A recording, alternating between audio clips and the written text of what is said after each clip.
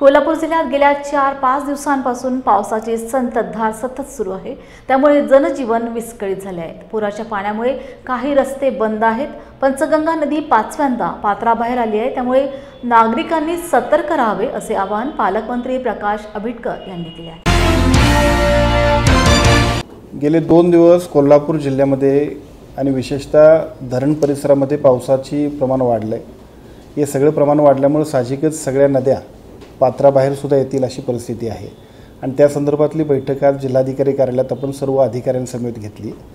या संपूर्ण कोल्हापूर जिल्ह्यातल्या एकूण पूर परिस्थितीचा जर का आढावा घेतला तर आजच्या घडीला आपण ज्या पद्धतीनं योग्य नियोजन केलेलं आहे जिल्हा प्रशासनानं त्याचा उपयोग इतकाच होईल की आज कोणत्याही परिस्थितीमध्ये आपल्याला एकूण पूर परिस्थिती येऊ नये यासाठी सर्व उपाययोजना करण्याबद्दल आपण सूचना दिलेल्या आहेत।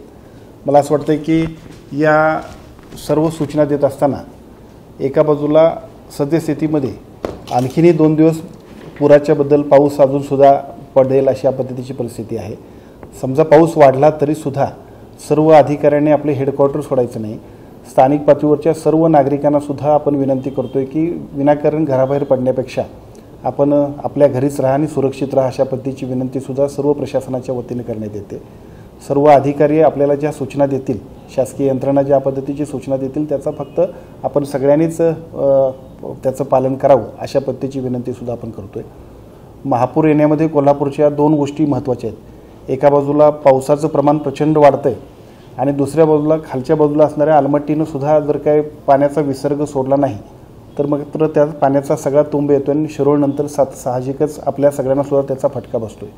परंतु गेल्या वर्षभरामध्ये महाराष्ट्राचे मुख्यमंत्री आणि दोन्ही उपमुख्यमंत्र्यांच्या माध्यमातून विशेषतः राधाकृष्ण विखे पाटील साहेबांनी सुद्धा केलेल्या सहकार्यामुळे कर्नाटक सरकारच्या सुद्धा आपल्याला समन्वय योग्य पद्धतीने सुरू आहे आणि त्याच्यामुळे आलमट्टीचा विसर्ग आणि हिप्परगीचा विसर्ग सुद्धा योग्य पद्धतीने समन्वय करण्यामध्ये आमचे जिल्हाधिकारी असतील, आमचे इरिगेशनचे एससी असतील हे योग्य पद्धतीचा समन्वय करतात।